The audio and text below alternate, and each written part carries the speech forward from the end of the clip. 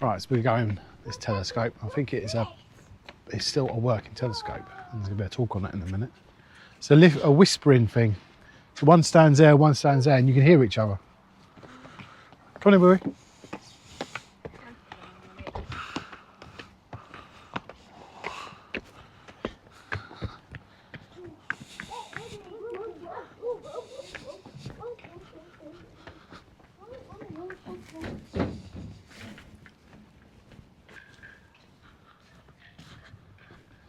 Thomson refractor 26-inch telescope. Look at this.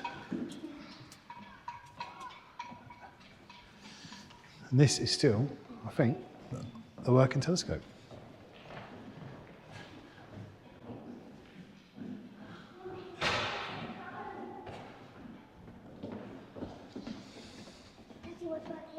No, come here.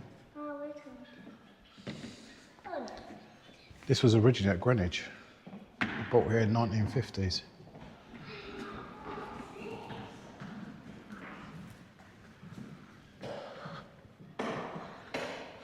Don't, it's not a toy. It's not a science thing.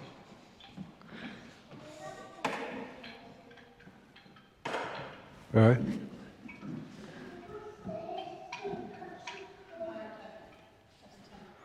They're not actually, yeah. So this floor goes up. Where? Up to the telescope. Where? What do you mean when? When it's working, when they're using it, the floor goes up. And this spins around and these big doors open and then you can see out the telescope. If you're still interested after that, I'm going to head over to OB to talk about that telescope and even more about space. Now, just before we really get started, a couple of things to cover, health and safety wise. If the fire alarm goes off, we go out that way. If that door's on fire, we go out that way. If they're both on fire, good luck. Next up, if for any reason you need to leave, you're hungry, tired, bored, you hate me, you need the toilet, I don't close the door, you are welcome to leave. You get used to people leaving here. Works every time. So, with that out of the way, this big old figure right above me here is what we call the Thomson 26-inch refraction telescope. Now, while that is a bit of a mouthful, that can tell us a little bit about the telescope itself. So we start breaking that down, we start with Thomson. That's the name of the person that paid for this telescope. Professionally speaking, he had nothing to do with space, he wasn't an astronomer, he wasn't an astrophysicist, he was instead a surgeon. He had a keen interest in space, and when he had a lot of money from operating on the King of Belgium, he decided to put it towards research. So he funded this telescope for the Royal Observatory, and for this one he gave them £5,000. Which, if you think £5,000 for a telescope this size, that's amazing, you'd be absolutely correct. It's not as good as it sounds because he paid for it about 130 years ago. Now, for anyone that's read the sign, you'd know it says equivalently that's about £200,000. That sign's older than I am. So today it's approximately £500,000 worth of telescope.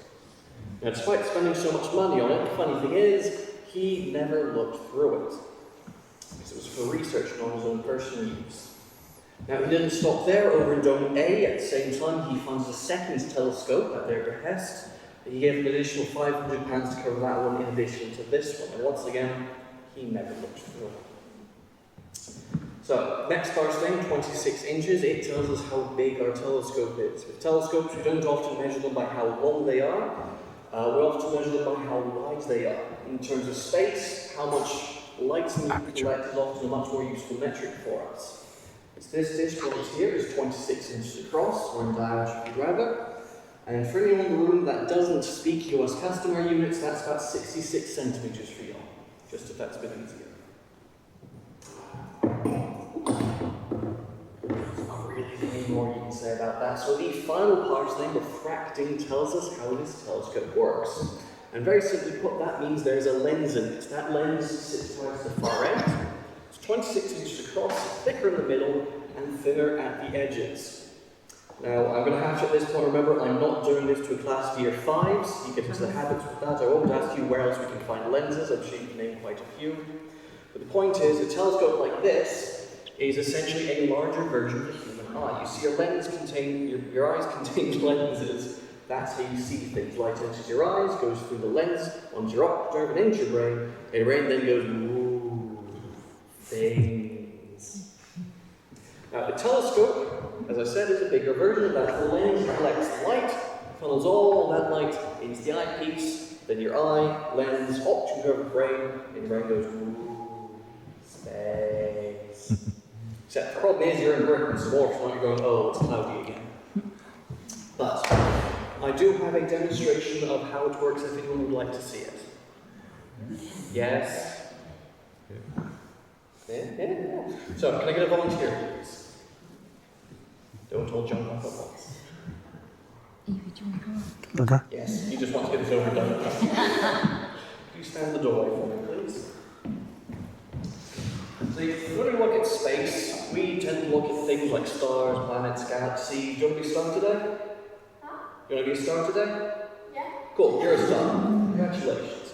Now, normally stars create light, that's why we can see them. Can you make light? No. At least you're honest about it. So instead, you're going to be blocking some light for me. And our telescope is really simple. I have a lens, and I have something to project onto, which is usually your eye. Now, if you line them up correctly, can you see that? Yeah. Do you notice anything odd about it? Upside down. Other than it being small.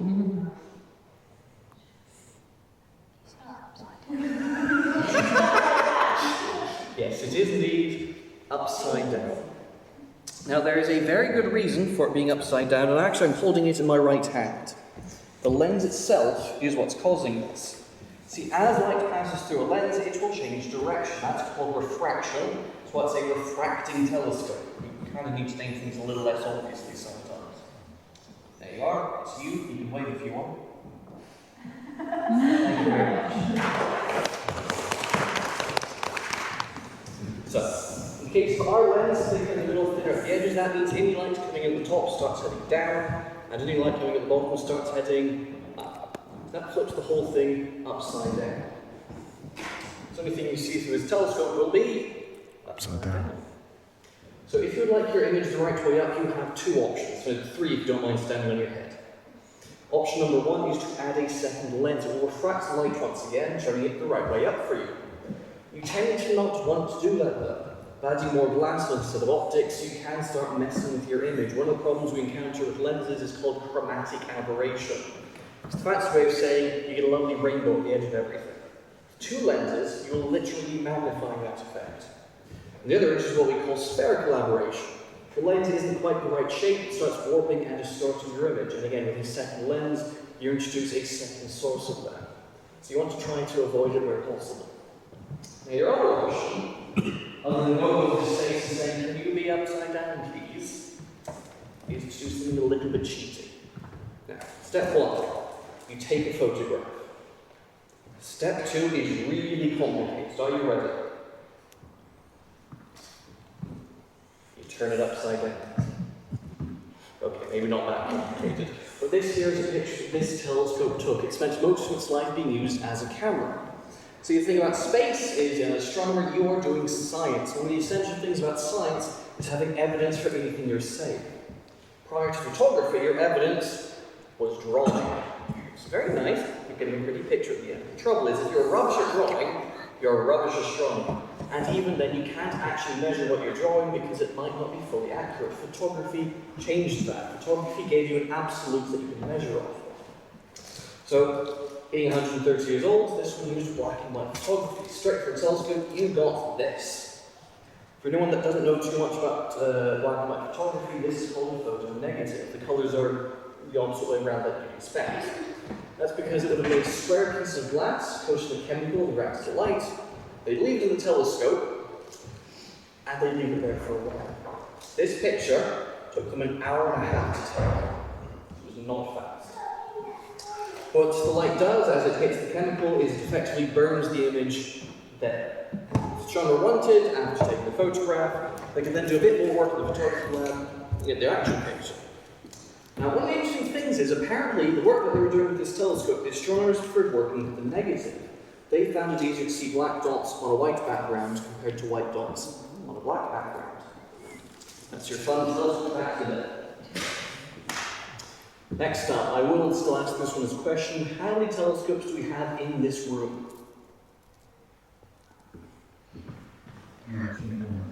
You'd think one, wouldn't you? It's not one. We actually have two. So I've been talking about this great big old thing. That's the top sun. If you look just above it, you might see there's a second one stacked on top of it. That one is about 160 years old. They used to use it entirely on its own until the Royal Observatory got a bigger telescope. At which point they could have scrapped the old one, but the trouble is, it's a very expensive piece of equipment. It's much better to find a new use for it. And they did. It became what we call a finderscope. They used it to find things. Like I said, we need better names for stuff. One of the other issues you encounter with black and white photography is you can't look through the telescope and use it as a camera at the same time. So the top one was used to find what they wanted to photograph, and the bottom one was to photograph it. But their combined weight is about 12.5 tons. It's what you might call heavy. In fact, it weighs about the same as a bus. Despite that weight, though, it is really, really easy to move. I once have seen a 5-year-old help one of our astronomers reposition the telescope before. The main reason for that is right above me here. It's this disc. This is the counterweight. It weighs the same as these two telescopes. Now, if you've ever used an old set of scales, you've got meridians on one side, weights on the other. Used one of those before? Yeah, you know, you sprinkle a little too much flour and it suddenly tips. The same principle applies. It does not take much for you to interfere with that balance, so it's very easy to move. And similarly, the front of the telescope and the back of the telescope weigh about the same. The same principle applies there. Side note, don't get hit by a moving telescope, it will still hurt. It is 12.5 times after all. So, do we have any questions so far? The newer telescope looks a lot smaller. So the top one? Yeah. No, top one's 160 years old, sorry. Sorry, I mean, it looks physically it looks smaller, so does that mean it's not as powerful as the main telescope? Telescope power is a bit of an interesting thing. If you're taking photographs, the main thing you care about is how light it is to collect more light. The longer you look, the fainter and further you can see. Outside of that, if you're just doing visual looking, you'll have an eyepiece, and the magnification is the ratio of the focal length of the telescope lens and the eyepiece. So, long telescope gives more magnification, wider telescope, better pictures, generally speaking. Their optics are slightly different as well, but that's not getting into that today. Okay, then I have a question for everyone. How do I reach it? Floor goes up. Have you been here before? Yeah. Now we're doing it. Yes, the floor in here you're on is a giant lift. Before anyone gets too excited, no I can't. Yeah, normally I can tell people there's too many to go for it. It's not today. The biggest issue we encounter, the power is turned off. We only turned on when we're using the telescope. If you want to do that, come back for our stargazing evenings. Next one's in August, just saying. But yeah, if you look all the way against the wall, right at the bottom, you can actually see we're not attached to the walls. If you're struggling to see it there, I don't blame you. If you look by the railing, you can actually see the gap. I can also show you we're not attached to the telescope either. So I can drop that down the side. So if you're wondering, the floor goes about as high as that wooden band that goes horizontally instead of vertically.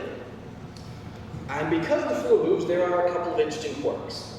First of all, if you look at the floor itself, you'll notice a few dents. There's one there, there's one there, and that one's my favorite dent, just because I like the shape of it. We'll have one of those. They're the same shape as the handle for our telescope here. You can see your astronomer wasn't paying attention and crashed the floor into the telescope. So not many places you can say that. The other thing is there was once a very famous astronomer called Sir Patrick Moore. This was one of his favourite telescopes. In fact, in 1969, when NASA was putting people on the moon, they didn't quite know where to land, so this one telescope was used to help determine a good landing site for him. So one night, he was up here looking at Venus, apparently, and when he wanted to come back down, the floor got stuck. The floor stuck, there is still a way down. If you look at the railings, You'll actually notice that the gate built in on either side. It's about this wide. The floor up, you'll actually find there's a ladder underneath it, so that gets revealed when the floor rises up. So that's the fire escape. Trouble is, gate's about this wide.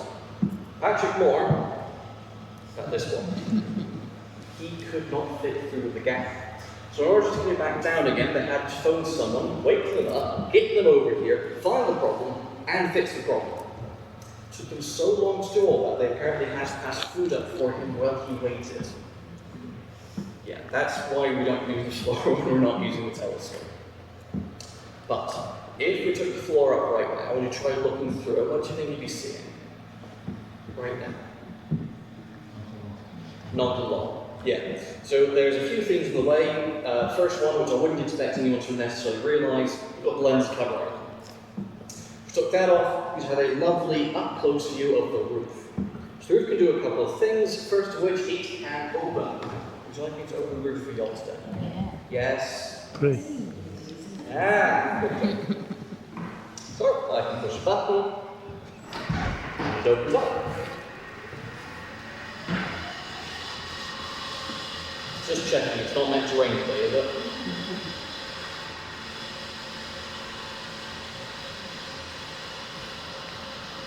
Now, when I have a class of year 5s in here, it is universally, right now, they will all tell me it's a bit slow. It's actually kind of funny how fast they go from, whoa, anyway, there's a few reasons it's rather slow. The exterior dome is made out of copper. It's going to be rather heavy. And on the inside, you can actually see there's only one motor each side driving it open. And bear in mind, those motors are about 70 years old, so there's a few factors playing into its speed. Now, the other thing to consider, though, is this is not the original observatory. These buildings are about 70 years old. The original was built in Greenwich in London in 1675 by order of King Charles II, mostly because he got fed up of losing boats. But they didn't have shutters with electronic motors initially. They definitely didn't have remote control. They instead had a hand-cranked opening and closing their shutters. This is what the upgrade considered the original. Now, when this place was being built, the Royal Observatory was still a department of the Royal Navy. It was initially for naval navigation. It got folded into it later on. So when this place was being built, it was the Navy paying for it, and a group of admirals wanted to see how it was coming along. So they came down, they had a look around, and the engineers said they'd finished the roof off, and they wanted to show off. So they got the admirals outside, they told them to look up, and they started opening these shutters. Those admirals stood outside, and they were very impressed, until the shutters fell off. Yeah, so it's about to stop entirely on its own. This was open, it hits a pair of switches. The switches put a signal to the command box, which tells the motors to stop. It's a wonderful system that only works if you actually have connected switches to things. Turns out they didn't finish the roof at that point. To their credit, they were rather clever. Over the course of the Second World War, these telescopes originally were in London. They decided when explosives started falling from the sky that they shouldn't leave them in London. So they disassembled them, and apparently they stored them in abandoned mines. When they brought the parts here to reassemble them, they realized no one actually wrote down how they took them apart. So their only guide for reassembly was to send an engineer back to Greenwich with instructions to buy a postcard showing the telescope. Don't ask about the spare pieces. So, if we look at the telescope right now, again, lens covered, that off, the roof still looks nice and slightly brighter. So there's one more thing it can do. It can spin. Now I will point out the telescope can also turn around the room. I just, can't show you right now. But believe me, it's really easy to do. Also really fun. But the roof also spins, so it can look anywhere in the night sky. Just don't look that way, don't look that way, and there's nothing good that way. But outside of that, would you like me to spin the roof today? Yes. Please. Ah. Look, don't let the kids get away with it, won't let you get away with it either. And a bit more impressive than it looked.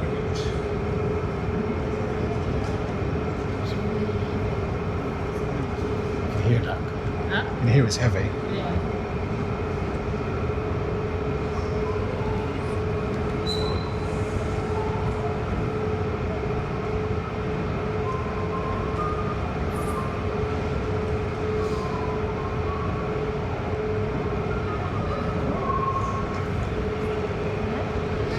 sorry, to spin the room and take the floor at the same time. That really messes with me.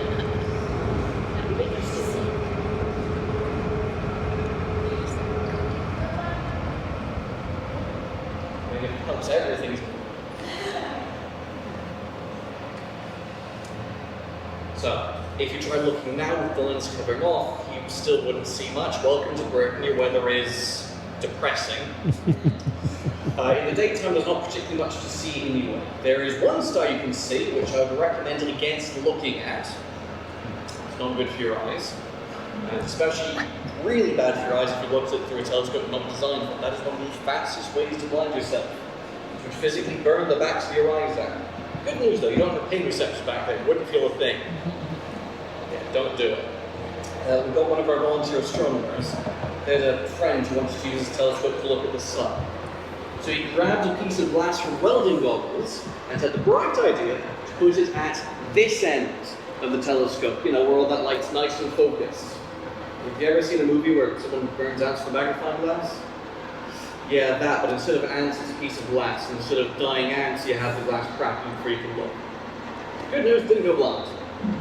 Could have put it back, actually. The other thing you could potentially see, clouds, not most interesting, but if you describe them really badly, you get nebulas. Feeling that you can sometimes get the moon, but it's not the best in the daytime. It really does highlight the fact that the sun is going to be out shining like everything else due to how bright it is. It's very washed out, you don't get much contrast. It's not really, but you can sometimes get away with it. That being said, the moon is still pretty bright.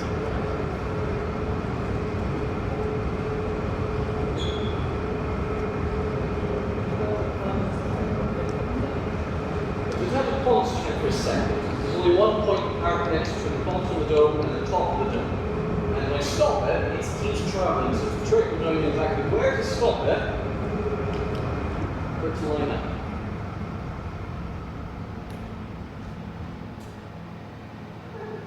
I've done that right. Oh good, didn't break anything. Look at that happens. So through that, I have 3 pictures for you, and they all show the exact same thing. The difference being the first one is as you see it with your eyes, the second one is what it would look like through this telescope, and the third one, yeah, let's call it a special picture. But we're looking at that dot right there. There. Small, round, kind of right in that dot.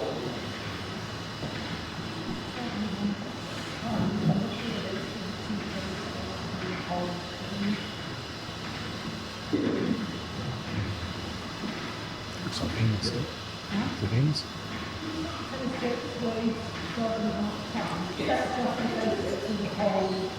That's one way I'm not quite uncertain on. I've heard some people say it's telescopes, I've heard others say it's telescopes and we counterweight, so I try to be very intentionally making Good question. Rubbish answer. Yeah, not sure. I imagine it probably does include the counterweight, but yeah. So, just out of curiosity, what do people think this dot is? Venus? You're not even going to take a guess as to which one? No. Okay, it's not Venus, it's not Mars, it is indeed a planet. This is in fact a picture of Saturn. Now Saturn is one of the brighter objects you can see in the night sky. It's a little bigger than everything else as well, very easy to see. In fact, one of the best ways to distinguish it between a planet and a star is to look if it twinkles. If it twinkles, it's a star, if it doesn't, it's a planet. Or if it's flashing, it's an airplane, but that's, don't worry about that. So the next one, as I said, is what Saturn would look like through this telescope. When I say this telescope, do you think I mean the big one or the little one? Little one. Yeah, it's what it looks like through the little one, just to set expectations before I show you. Am I right? Okay. What about now? Okay, that's the reaction to be. Yeah, that's what it would look like.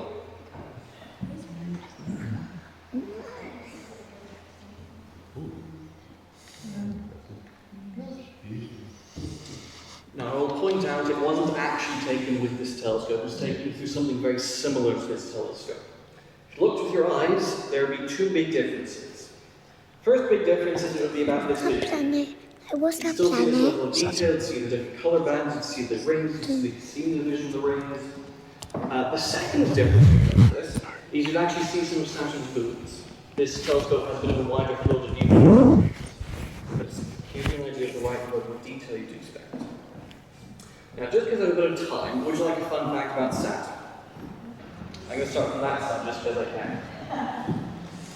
Are you ready? Am I ready? Are they ready? There you go.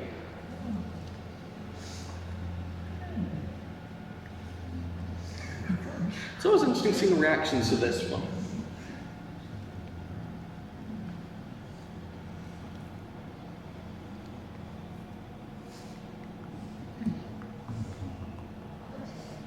It does indeed look different, good job. Do you know why it looks different? Actually, close. Look at it. So, pause. This picture wasn't taken on Earth. This picture was taken in space. One of the best ways you can tell is the fact that you've got right at the bottom there the sun. The sun is behind Saturn. Now, for anyone that's looked at where planets orbit, you know that Saturn orbits further away than we do. So it's physically impossible for us to see this from Earth like this. So we sent a satellite up called Cassini. Cassini looked at Saturn. This is one of the pictures that's sent back. There's a fun little tidbit right underneath my finger there. There's a little tiny dot. Yeah, that's the planetary. It's not. It's just perspective. Yeah, if I was Carl Sagan, I'd say something nice and eloquent about a pale blue dot. Unfortunately, he's better at words than I am. Now, they didn't actually intend for the Earth to be in this picture. It was entirely coincidental. When they ran the orbital calculations after launch, they realized we'd actually be in the background. So they told everyone that in 2006, the correct day to look up and wave. Hope you had your minds open. Now, I said Galileo wasn't entirely wrong. And there's an excellent reason for that. It's to do with Cassini. We sent Cassini to look at Saturn's rings in particular. It told us they were made of rocks, dust, and ice. That was not a huge surprise for us. What was much more valuable was it told us how much rock, how much dust, and how much ice. And again, we run the numbers, we thought, hang on a second, that looks familiar. That's the same stuff its moons are made of, in the same amounts. So our current theory is any planet with rings, it actually comes from its moons being destroyed. So it could be from collisions, it could be gravity ripping them apart. There might be some maniac and Death Star, take your pick. Yeah, someone like that. I like it, you can stay. And the water goes round it and eventually it spins them all. That's it.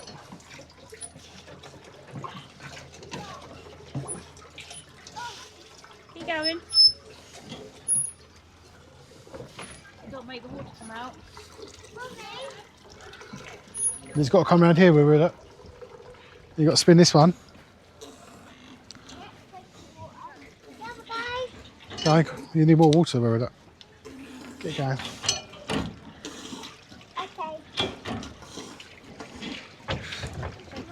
Which spin, yeah, it spins this, look. It spins this. And this one is a bit like that ball. Do you remember that ball? I don't know, that's not working.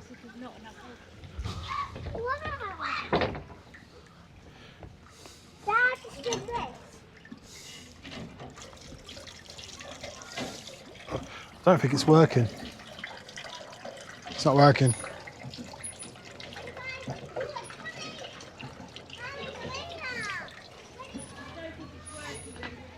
What's going on here, Willow?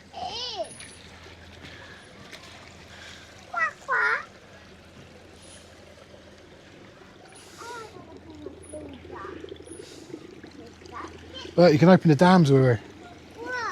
Look. Look, here, look.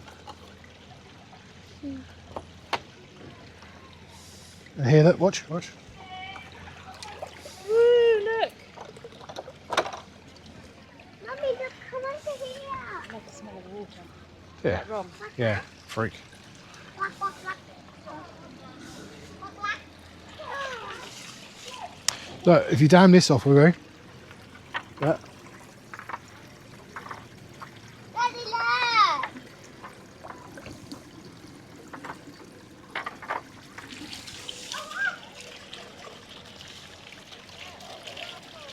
Can you please spin that one for me?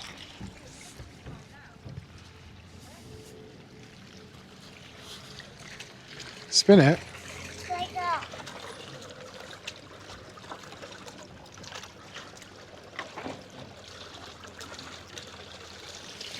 Sometimes about building dams, we were.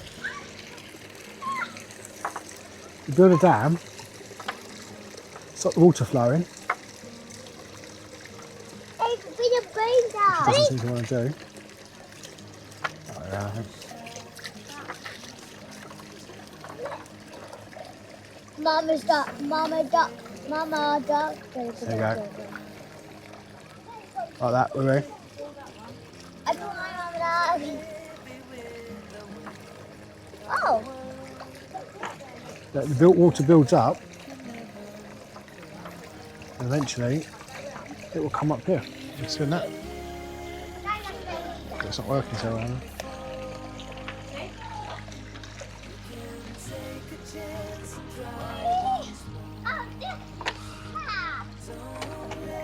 Knock it off here, that. Let it fill up. Come on in. Flood it.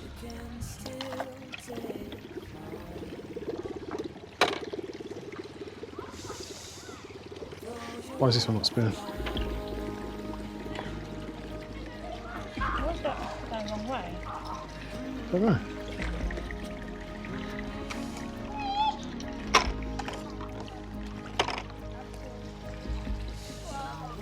Then, hey, Mama duck. smell so good. It's just weird. It's probably got a chemical in it. What? What's that?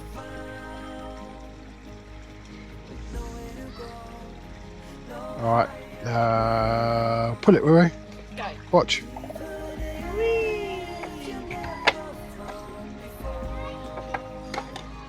All that water, look.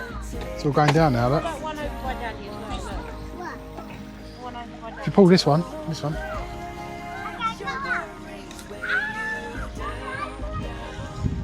Yeah, you did it. Pull that one. No, this one. That one. Watch, watch. Ready? Go. Whoosh.